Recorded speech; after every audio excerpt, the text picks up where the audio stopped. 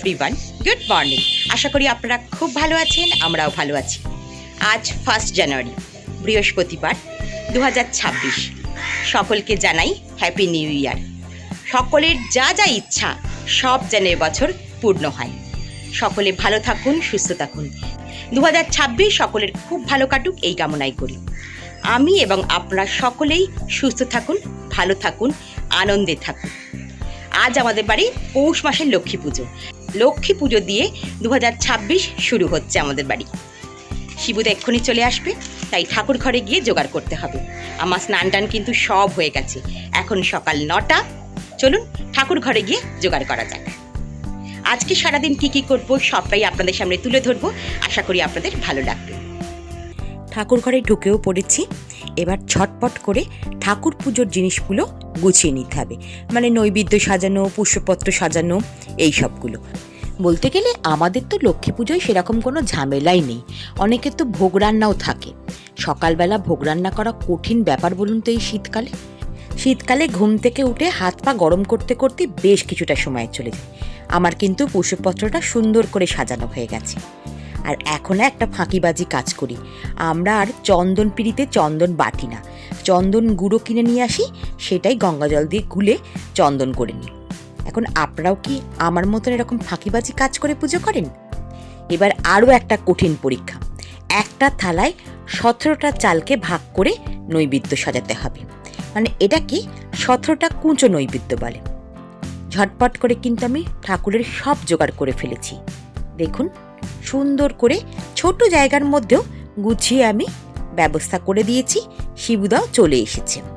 আজকে সকালবেলা বছরের প্রথম দিনটা বেশ ভালোভাবেই শুরু হচ্ছে।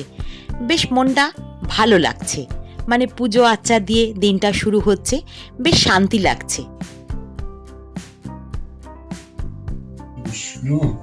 ওম তদ্বিষ্ণু গোবিন্দং সর্বস্বং বিষ্ণুরের খোলাতম ওম বিষ্ণু তম ওম নমো পবিত্র পবিত্র বা সদ্ভাবস্ত্রং গতোবিয়া যৎসলে কুণ্ডলিকাক্ষং সৌবজ্জভন্তরস্যচি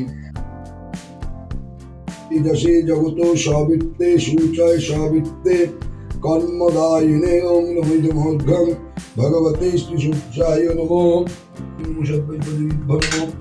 পুষ্পাঞ্জরূপে শুভাজ্যাসি পদ্মে পদ্মালয়ে শুভে সর্ব। পুজো প্রায় শেষের পথে, এখন আরতি হবে।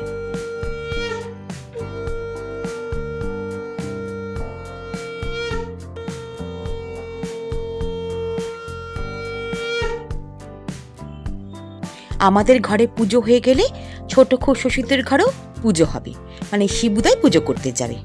নিন সবাই একটু মাথায় তাপ নিয়ে নিন তো, ঠাকুরের আশীর্বাদ বলে কথা।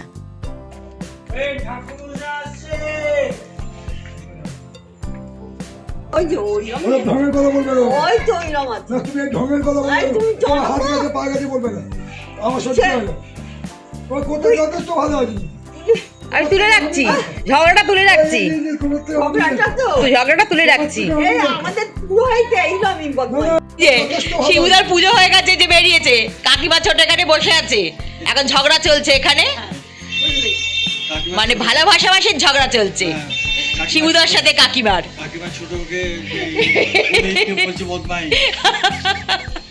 এইখানটা একটু রোদ আসে, তাই ছোট খুশশ্বশুর খুশাশুড়ি বসে থাকে, সেখানে একটু গল্প জমেছে। এই happy new year, happy new year, happy new year. পুজো আচ্ছা হয়ে গেছে, এবার প্রসাদগুলো গুছোতে এসেছি। এরপরে নিচে গিয়ে রান্না বান্না হবে। আজকের 1 জানুয়ারি একটু ভালো মন্দ খাওয়ার ব্যাপার, মানে ছেলেমেয়েরা তাই অভিযোগ করছে। তো আজকে তো পুজো হয়েছে, মানে নিরামিষ রান্না, তাই একটু দেখি নিরামিষের মধ্যে ভালো মন্দ কি করা যায়। আবার আমাদের না আজকে যে পুজো হয়েছে, এই পুজোর চালটাই খেতে হয়। এই পুজোর চাল দিয়ে এমন কিছু বানাতে হবে যেটা ছেলে মেয়েদের মুখের মতনও হবে, আবার নিরামিষটাও ব্যাপারটা থাকবে আর কি, মানে দুদিকই থাকবে। চলুন প্রসাদগুলো গুছিয়ে নিই, তারপরে নিচে যাব। পুজোর শেষে ঠিকঠাক করে প্রসাদগুলো নিচে নিয়ে যেতে হবে, কারণ এই চাল দিয়েই তো বললাম রান্না হবে। আর এত কুঁচো ফুল থাকে প্রসাদের মধ্যে যে সেটা ভালো করে না বাছলে খুব বিচ্ছিরি হয়। অনেকক্ষণই ঠাকুরঘর থেকে চলে এসেছি, সকলকে প্রসাদও দিয়ে দিয়েছি, আমিও একটু প্রসাদ নিয়ে বসে পড়েছি। এরপরে যা হোক একটু ব্রেকফাস্ট করব, তারপরে অন্য কাজ। পুজো আচ্ছা শেষ করেছি, জলখাবার খেয়েছি, প্রসাদ খেয়েছি প্রথম, তারপরে জলখাবার খেয়েছি। এখন রান্নাঘরে চলে এসেছি, সেই জন্য শাড়ি টাড়ি চেঞ্জ করে একদম নিজস্ব পোশাকে চলে এসেছি। তা সে যাই হোক, এখন কি মশা, শীত যত ততই মশা, জানি না। এখন নিরামিষ রান্না আজকে চিন্তা ভাবনা করে বার করেছি যে পোলাও আর আলুর দম করবো। সেই জন্য আলু সেদ্ধ করতে দিয়ে দিয়েছি, এই যে আলু সেদ্ধ করতে দিয়ে দিয়েছি, চাল মেপে রেখেছি, কাজু কিশমিশটা দেবো না, ছেলেটা কিশমিশ খেতে ভালোবাসে না, কাজু দিয়ে শুধু করব। হলুদ হলুদ বাসন্তী পোলাও আর আলুর দম, হ্যাঁ চাটনি করতে হবে একটু। চলুন তাহলে এখন থেকে রান্নাটা শুরু করি, রান্না শেষ হয়ে গেলে দেখাবো, না মাঝখানে যদি দেখাতে পারি দেখাবো। চলুন। হ্যাঁ, গোবিন্দভোগ চাল এখানে মেপে রেখে দিয়েছি, আর কাজুটাকেও ভিজিয়ে রেখেছি, কিশমিশ তো দেবো না বললাম। আর এখানে একটু টমেটো, আমসত্ত্ব, খেজুরের চাটনি বসিয়েছি। এই চাটনিটা শীতকালে খেতে দারুণ হয়। আজকে পোলাও করব কিন্তু একদম ঝটপট, মানে 12 মিনিটে পোলাও রান্না হয়ে যাবে। কুকারে সাদা তেল আর ঘি নিয়ে নিয়েছি, গোবিন্দভোগ চালকে ধুয়ে এর মধ্যে দিয়ে দেবো, একটু নাড়াচাড়া করে নেবো। এই রান্নায় কিন্তু আমি কোনো ফোড়ন ব্যবহার করি না, আমি সব গরম মশলাটাই কিন্তু গুঁড়ো ব্যবহার করি, তাহলে মুখেও লাগে না আর গন্ধটাও কিন্তু খুব সুন্দর হয়। অবশ্যই তেল আর ঘিয়ের মধ্যে একটু হলুদ দিয়েছিলাম, আমি কিন্তু কোনো বাইরের রং ব্যবহার করি না। হলুদ গুঁড়োতেই যে এখন রং থাকে, তাতেই কিন্তু বাসন্তী পোলাওয়ের দারুণ রং হয়ে যায়। কাজুটাও একটু দিয়ে দিচ্ছি, কাজুটা দিয়েও একটু নাড়াচাড়া করে নেব। বলে রাখা ভালো, গোবিন্দভোগ চাল যদি 1 কাপ হয় 1.5 কাপ গরম জল দিতে হবে। ঠান্ডা জল না দেওয়াই ভালো, তাতে স্বাদ নষ্ট হয়। নুন চিনি পরিমাণ মতো দিয়ে গরম মশলা গুঁড়ো দিয়ে দিতে হবে, আর দিতে হবে ফুটন্ত গরম জল। গরম মশলাটা আমি বাড়িতেই বানিয়ে রেখেছি। এই পোলাও রান্নাটা কিন্তু সব থেকে সহজ বলে মনে হয়, সে নিরামিষের দিনেই বলুন বা অতিথি আপ্যায়নে মাংসের সাথেই বলুন। এই বাসন্তী পোলাও রান্নাটা করতে কিন্তু একদমই সময় লাগে না। আজকে এই বাসন্তী পোলাও একটু অন্যরকমভাবে করেছি। যে পরিমাণ জল লাগতো তার হাফ পরিমাণ জল দিয়েছি, আর হাফ পরিমাণ ফুটন্ত দুধ দিয়েছি, মানে আমরা যে দুধ খাই রেগুলার প্যাকেটের দুধ, সেই দুধই ফুটিয়ে দিই। আর তেজপাতাগুলো আমি জলের ওপরই দিই, আর দিয়েছি সামান্য পরিমাণ গোলাপ জল। এই দিয়ে সিটি পড়ার ঠিক আগের মুহূর্তে অফ করে দিলেই বাসন্তী পোলাও কিন্তু একেবারে তৈরি হয়ে যাবে।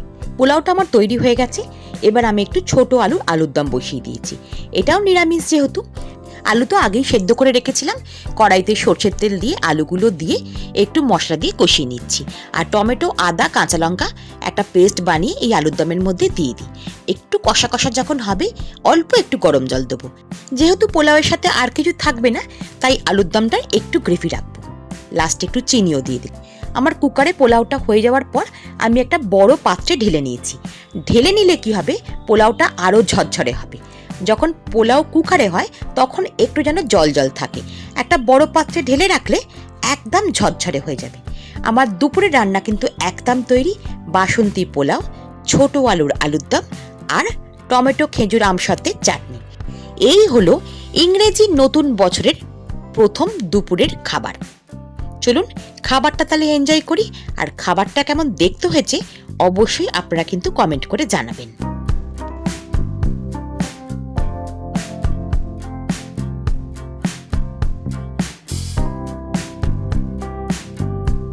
লাগছে